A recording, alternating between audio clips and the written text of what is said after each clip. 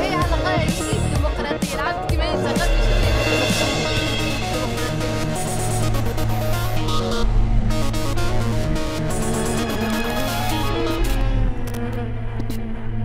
Maghreb Orient Express, bienvenue à tous au Liban pour un numéro inédit. Ravi de vous retrouver ici au Salon du Livre francophone de Beyrouth. Rendez-vous incontournable de la francophonie, rendez-vous incontournable aussi forcément pour TV5 Monde, la chaîne francophone mondiale. Trois invités aujourd'hui dans MOE que l'on vous présente sans plus attendre. Joumana Haddad, merci d'être avec nous.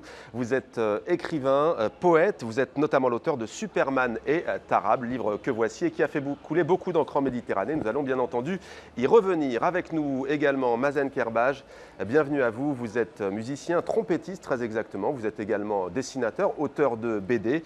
On peut notamment voir vos dessins dans cet ouvrage Lettres à la mer, M-E-R-E. Le voici. Avec nous également une éditrice. Merci d'être avec nous, Faten Fadel. Vous êtes responsable de la maison d'édition Le Centre culturel arabe, qui a la particularité d'être basée ici à Beyrouth, mais aussi à Casablanca, au Maroc. Et vous avez la particularité, président d'entrée, de traduire des livres de du français à l'arabe, et notamment celui-ci qui est très connu, Le Petit Prince d'Antoine de Saint-Exupéry. Allez, je vais traduire le titre. Al-Amir As-Saghir. Bravo, c'est ça. Je l'ai bien fait. Alors, on entend parfois que la langue française serait en perte de vitesse au Liban, dans le monde. Moi, en arrivant ici à Beyrouth, je m'aperçois qu'il y a beaucoup de librairies. Oui. On peut parler aisément avec des Beyrouthins dans la langue de Molière. Quel est votre avis à ce sujet? C'est vrai, on parle beaucoup français au Liban, mais par rapport aux années d'avant, le français perd un peu terrain par rapport aux autres langues, notamment l'anglais. Dans la génération de mes parents, c'était très commun, très courant de parler français. C'est un peu moins déjà dans ma génération et c'est beaucoup moins dans la génération là, des beaucoup plus jeunes. Et voilà, ça se perd surtout par rapport à l'anglais.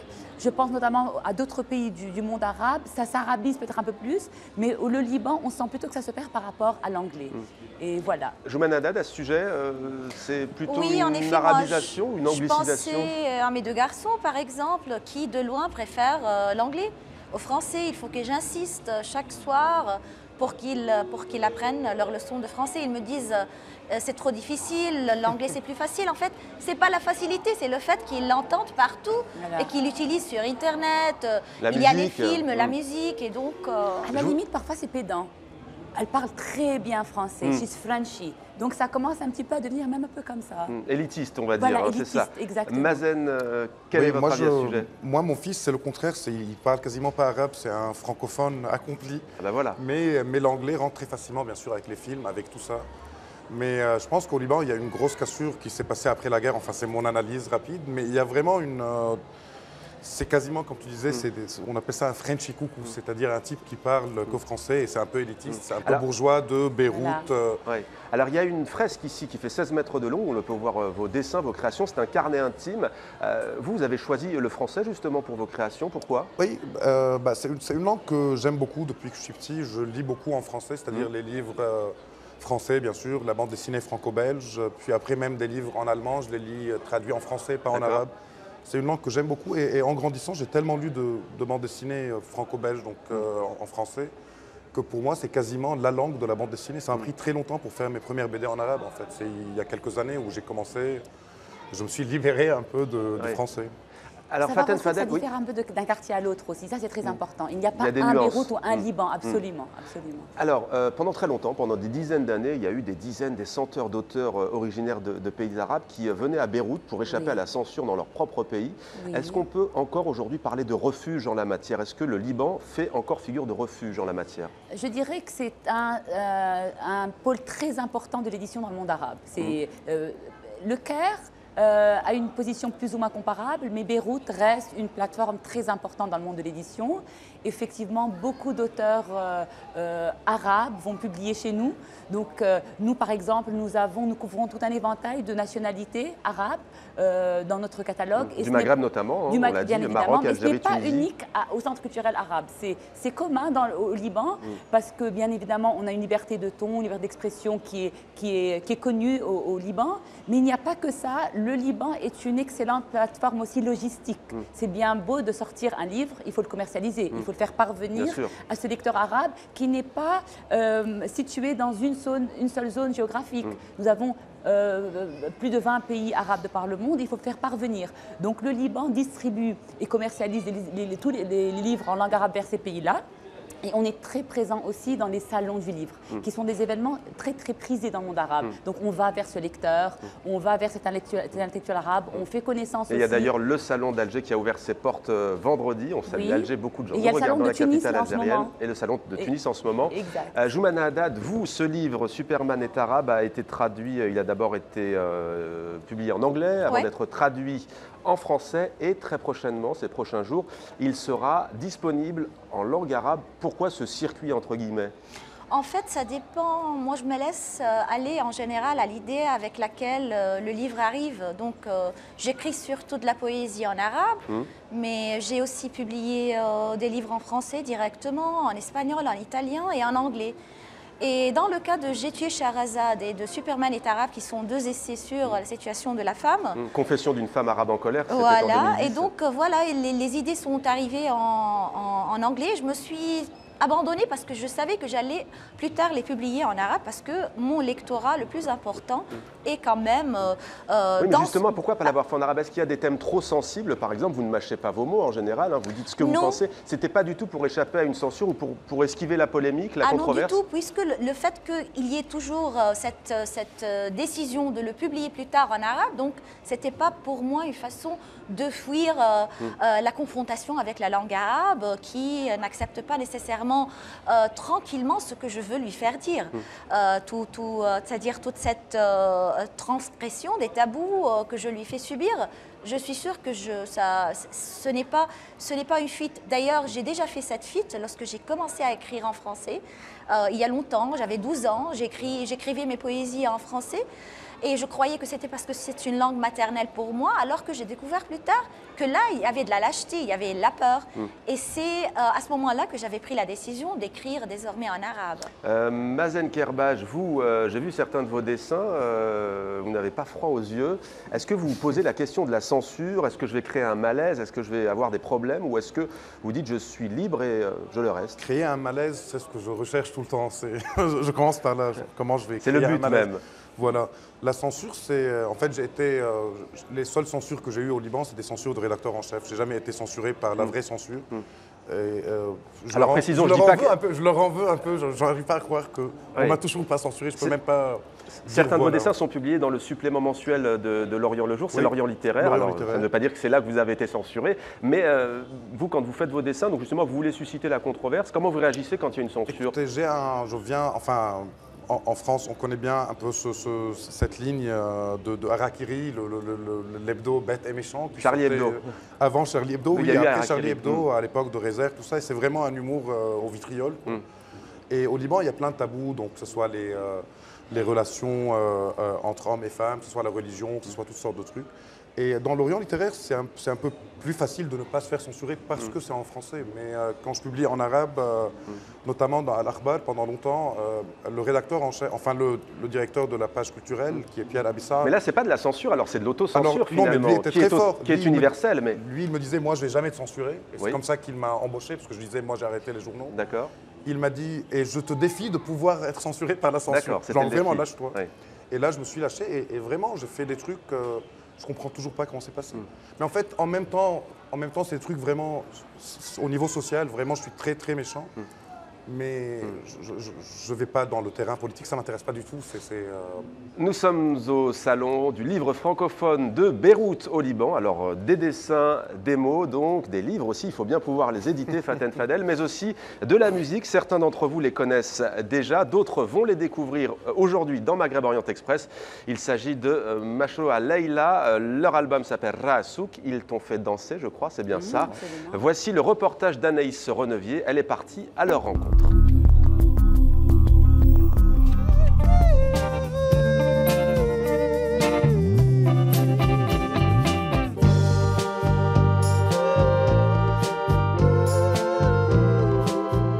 Entre 2 concerts à l'étranger, les membres de Mashrou et Leila retrouvent leur studio béroutin.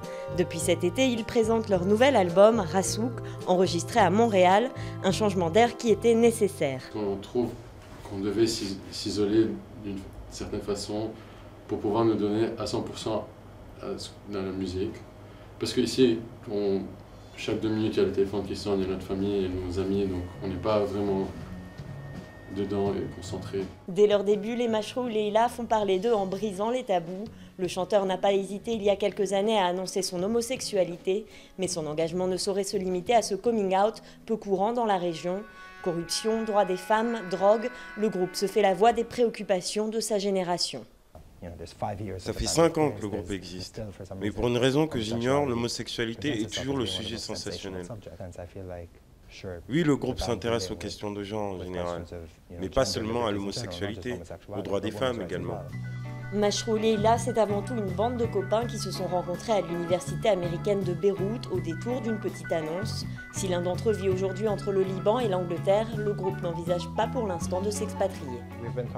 Nous avons pensé peut-être déménager le groupe pour des ateliers ou des résidences d'artistes.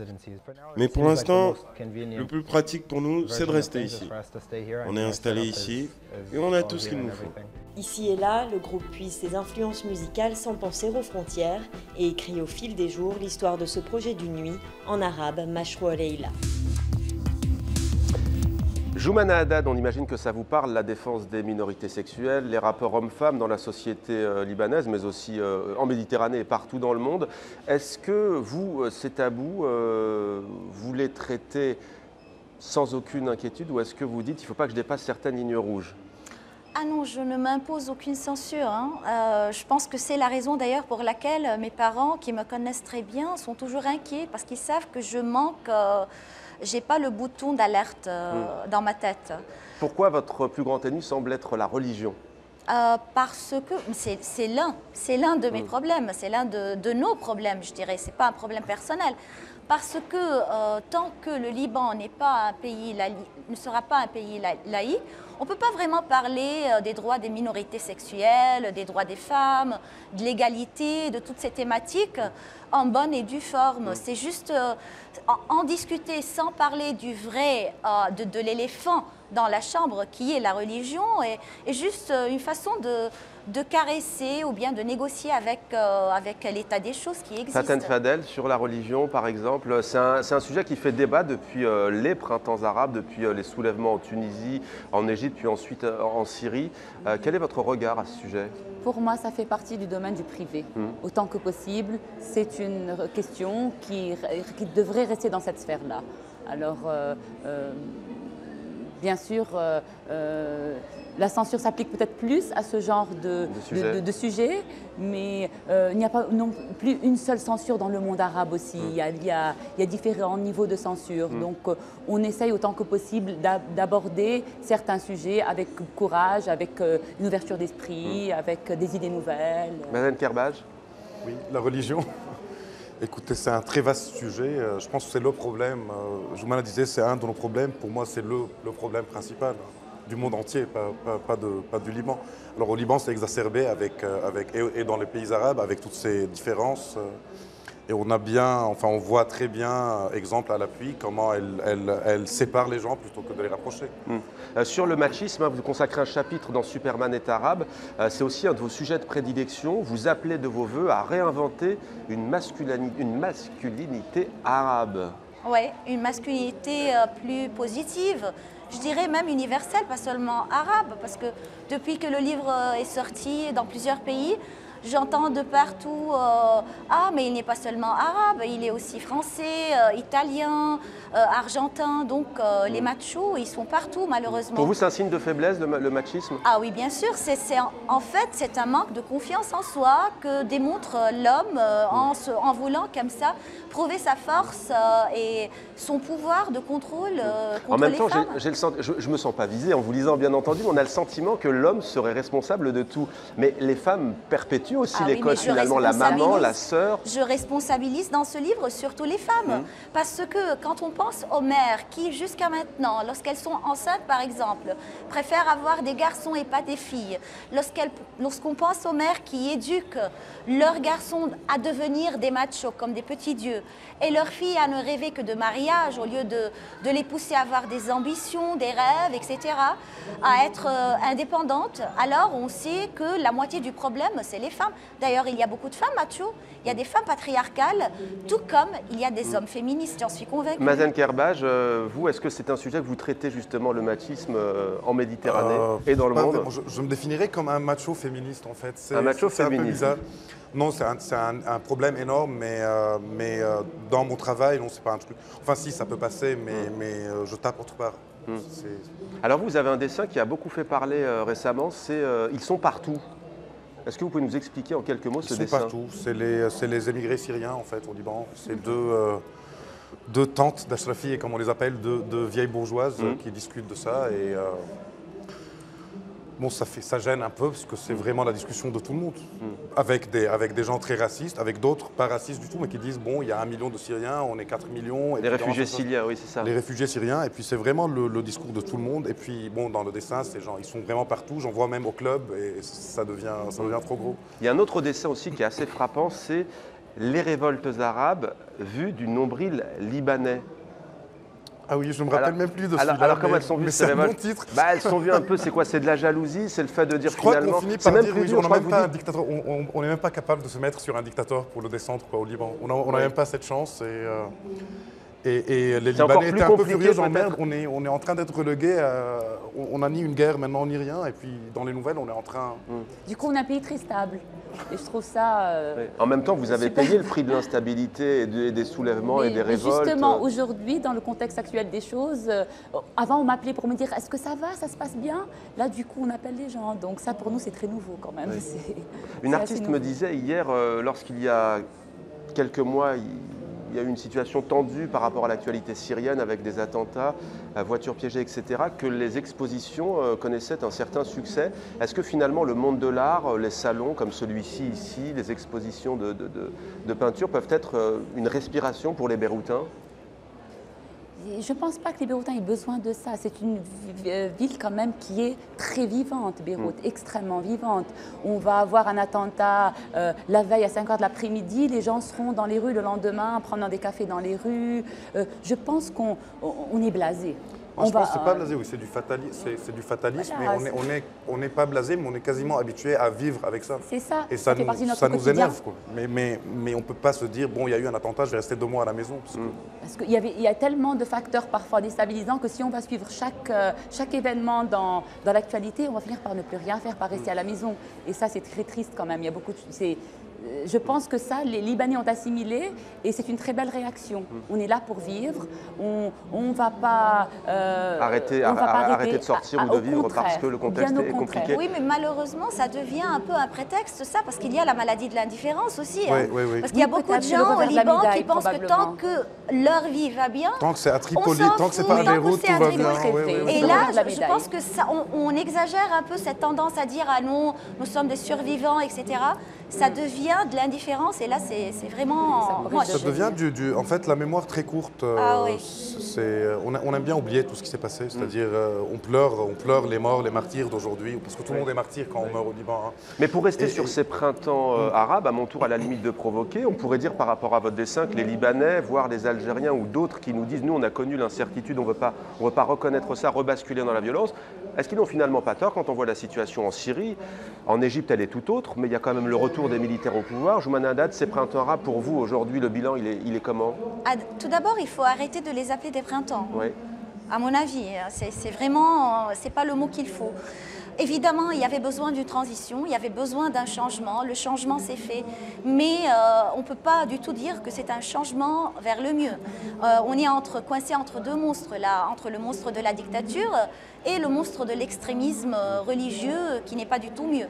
Et donc il faut, je dirais, en adoptant une attitude vraiment optimiste, il nous faudra attendre encore peut-être 1 ou 2 générations pour que le vrai changement advienne, pour que tous ces gens qui ont vraiment qui ont risqué leur vie même afin que... Pour vous, la révolution, ce n'est pas le départ d'un dictateur ou autre, comme en Tunisie, en Égypte, c'est une révolution profonde dans les sociétés. Bien sûr, il faut qu'il y ait un vrai changement qui, tout d'abord, puisse, par exemple, au niveau de la vie des gens, puisse apporter un changement positif, et ce n'est pas du tout le cas. Mazen Kerbaj, à ce sujet? Oui, je pense qu'il est très tôt, comme dit Joumana, pour faire un bilan aujourd'hui, et qu'il faut des générations, c'est-à-dire ceux qui ont fait aujourd'hui la révolution, ou révolution c'est un bien grand mot, mais qui ont fait tomber... Qui sont descendus dans les rues, qui tentent... Alors ceux-là, il faut que les enfants de leurs enfants grandissent dans des sociétés différentes pour qu'on voit le bilan de ce truc. Bien sûr, il fallait que le dictateur tombe, mais après... Enfin, beaucoup de nous, j'imagine, Joumana, on se rejoint sur ce truc, on était désabusés, même en le voyant tomber, c'est-à-dire ça nous faisait plaisir. On ne va plus voir sa gueule qu'on a vu pendant 30 ans, mais qu'est-ce qu'on va voir à la place? Faden Fadel. Alors moi j'attends encore le printemps culturel. Si ça ne se reflète pas sur la pédagogie, développer un esprit critique chez les enfants, permettre aux gens de lire ce qu'ils voudraient lire, alors là pour moi oui je dirais c'est bien beau. Mais jusqu'à présent on n'a pas vu d'effet concret encore. Mais j'aimerais beaucoup bien sûr. Bien alors je vous propose maintenant, vous les connaissez sans doute, il s'appelle Gamecooks, c'est une start-up mais... TV5 Monde, chaîne francophone mondiale, start-up, on va le traduire par jeune pousse, jeune entreprise qui crée des jeux vidéo pour les smartphones. Et il y en a un qui a fait fureur, ça s'appelle Run for Peace. Ça a été lancé au début des printemps arabes. Joumana Haddad ne les appelle pas comme ça, en tout cas au début des soulèvements en 2011. Plus de 2 millions de téléchargements, courir pour la paix en France, au Brésil, en Égypte ou encore en Arabie Saoudite. Reportage. 4, 2, 1, 9, 19. Contrairement aux apparences, les 13 employés de cette start-up ne chôment pas. Leur mission, développer des jeux vidéo pour téléphone mobile. La petite entreprise a vu le jour en 2011 et s'est fait connaître avec un jeu Made in Lebanon, Run for Peace ou Courir pour la paix. C'était au début du printemps arabe. Quand on voyageait en Europe et aux États-Unis, on entend beaucoup dire que toute la région, il n'y a que la guerre là-bas. On voulait vraiment faire deux choses. Développer un jeu avec une grande concentration arabe dans ce jeu. Alors la musique est arabe, l'interface est arabe. Et on voulait aussi passer ce message de paix. C'est au cœur du quartier animé de Hamra à Beyrouth que les deux frères cofondateurs ont trouvé l'inspiration pour les décors. Avec près de 2 millions de téléchargements dans le monde, le jeu a connu un réel succès. Mais gérer une start-up au Liban, ce n'est pas toujours facile. Coupure d'électricité, tensions politiques et marché difficiles, il faut savoir faire face aux complications. Parfois, quand tu vois ton pays avec le bordel, tu es un petit peu fâché, quoi. Mais sinon, tu peux rien faire. On peut prendre le côté négatif et le rendre sur un côté positif. Le domaine des jeux vidéo reste peu développé dans le pays. Impossible par exemple depuis le Liban de vendre en ligne des applications sur plusieurs marques de téléphone. Loin d'être découragés par ces problèmes, certains sont même revenus de l'étranger pour travailler dans leur pays natal. Avant c'était un peu comme la magie. Personne ne savait comment faire des jeux vidéo ici chez nous.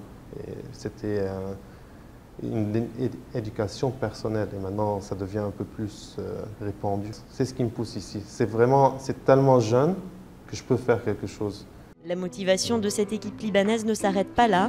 Les créateurs prévoient pour 2014 une nouvelle version de Run for Peace, cette fois tout autour du monde. Voilà, courir pour la paix, Joumana Haddad, je me tourne vers vous. L'actualité, quelle est-elle pour vous ces prochains mois? Alors, il y a tout d'abord la sortie de Superman est arabe en arabe, et puis surtout le retour de ma revue Jassad, qui veut dire corps, qui s'occupait de tous les tabous reliés au corps et à la sexualité et la culture du corps dans le monde arabe. Et donc, nous allons revenir en ligne très bientôt, peut-être au début 2014. Mazen Kerbaj, si on veut vous suivre, qu'est-ce que vous nous conseillez? Il y a mon dernier livre, Lettre à la mer, que vous avez cité, publié par l'Apocalypse en France, qui est un de ces rares livres. C'est mon premier livre où je ne suis pas tellement mécontent après qu'il soit sorti. Donc je crois qu'il est un peu mieux que les autres. Et puis il y a le prochain livre, donc la fresque qu'on a vue ici, c'est une année avec un dessin par jour sur un agenda qui va sortir en principe à l'association en France, chez l'association en 2014. Très bien. Peut-être actualité ou message pour vous, Faten Fadel? Un souhait que j'aimerais exprimer. Alors nous faisons beaucoup d'efforts pour traduire beaucoup de livres du anglais ou français ou du monde occidental. J'aimerais beaucoup que les éditeurs de l'autre côté de la Méditerranée ou de l'autre côté qu'ils fassent un peu... que ce soit réciproque et d'égal à égal. Que l'échange aille en sens inverse. Merci. Ça serait très bien. Merci beaucoup à tous les trois d'avoir participé à ce numéro inédit ici à Beyrouth au Salon du Livre francophone. J'aurai quant à moi le plaisir de vous retrouver dimanche prochain pour un nouveau numéro de Maghreb Orient Express. À très vite sur TV5 Monde.